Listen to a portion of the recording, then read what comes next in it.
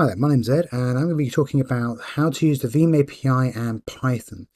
So, the question you're probably asking to yourself is, why on earth would you want to do such a thing?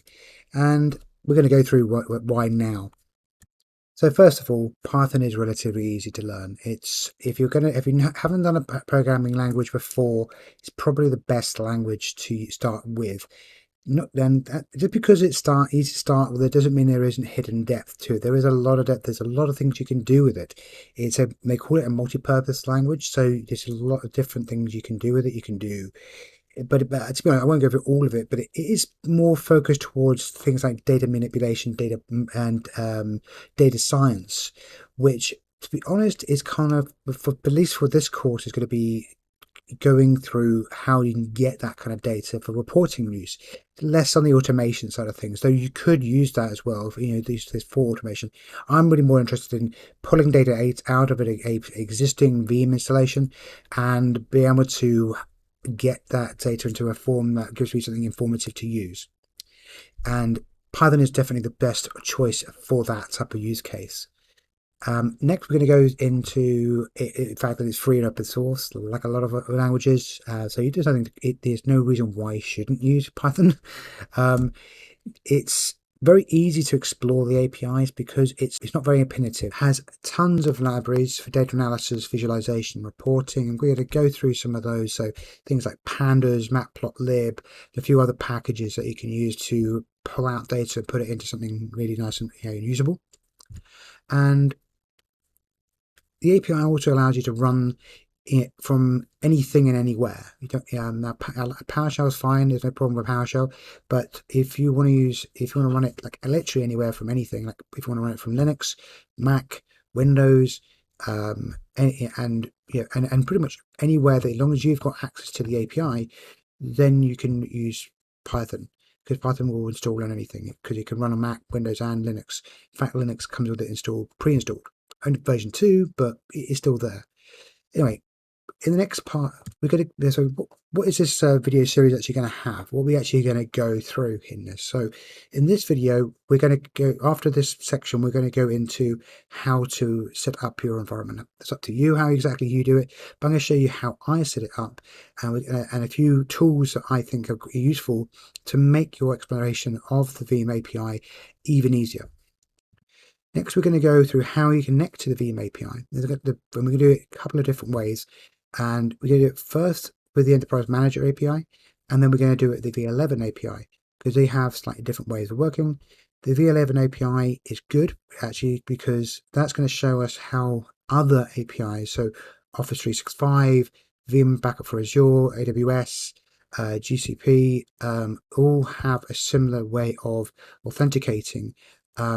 Enterprise Manager, though, is probably the most mature, API that there is for Veeam. So we are going to focus mainly on the Enterprise Manager API because of that fact, and also the fact not everybody has V11 yet. I do encourage you to upgrade to V11 if you haven't already, because you will get access to the newer API. But I will say that from, at least from a Veeam backup and replication point of view, that the V11 API is still a little bit behind Enterprise Manager in terms of detail, and that's probably going to change rapidly in the future.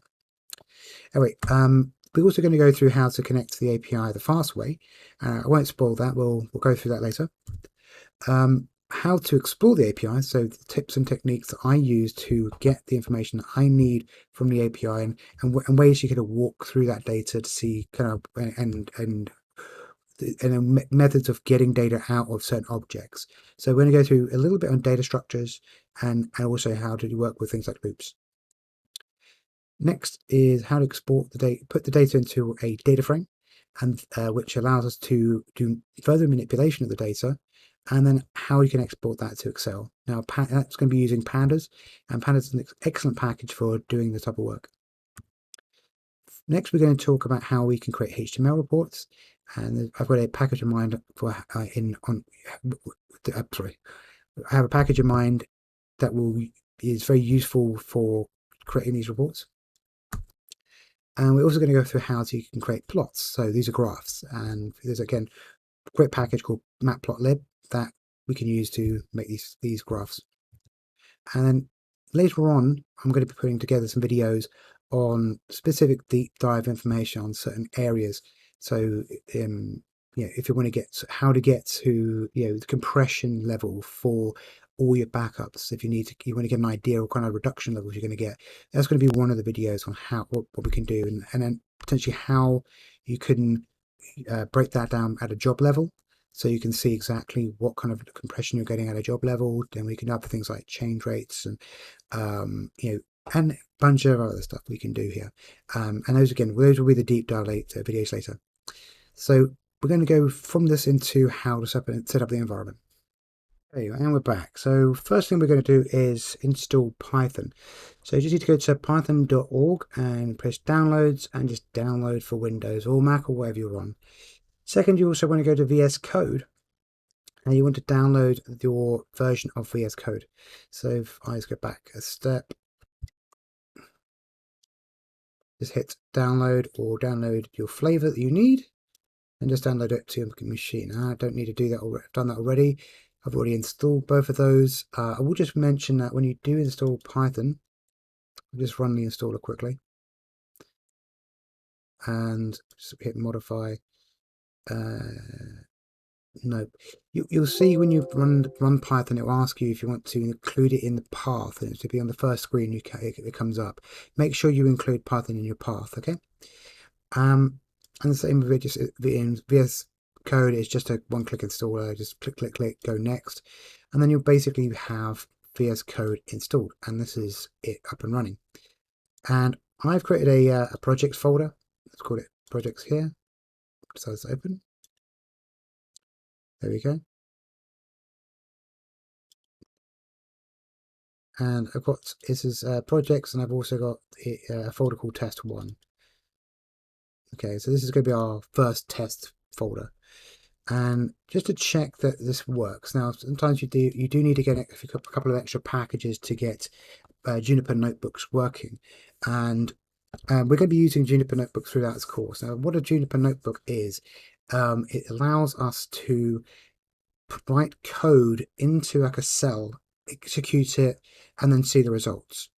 And then that caches that result in that cell, and you can then go to the next cell and either add more and run extra code against that. It's easier to show you than to explain it, to be honest, and you'll see what I mean, why it's a good thing. So we're going to call this test, and we're going to call it IPYMB. That's it, IPYMB. The reason for why it's called that and not Juniper Notebooks is it used to be called our Python Notebooks, and they changed the name. So you'll see I haven't actually installed any other packages in here, although it does ask me if I want to include the certain some additional extensions, which I'm going to do. I'm going to add the Juniper extension in. Now you can get the extensions from this button here, and you can see here we have a cell, and it says code and markdown, and also there's this button here called variables, and we're going exploring that as well. This is another reason why I really like this implementation of the Juniper notebooks, because it allows you to actually see some of the data. I'm also going to look for the Python extension, okay, and that just gives us some code completion and IntelliSense as well. So IntelliSense, linting, debugging, great stuff. So to wait until that's installed. Okay, so what we're going to do is just to test this work, we're going to do import JSON. Okay, right. So we need to install a few extra bits. In the meantime, what I'm going to do is I'm just going to create a new file, sample data examples.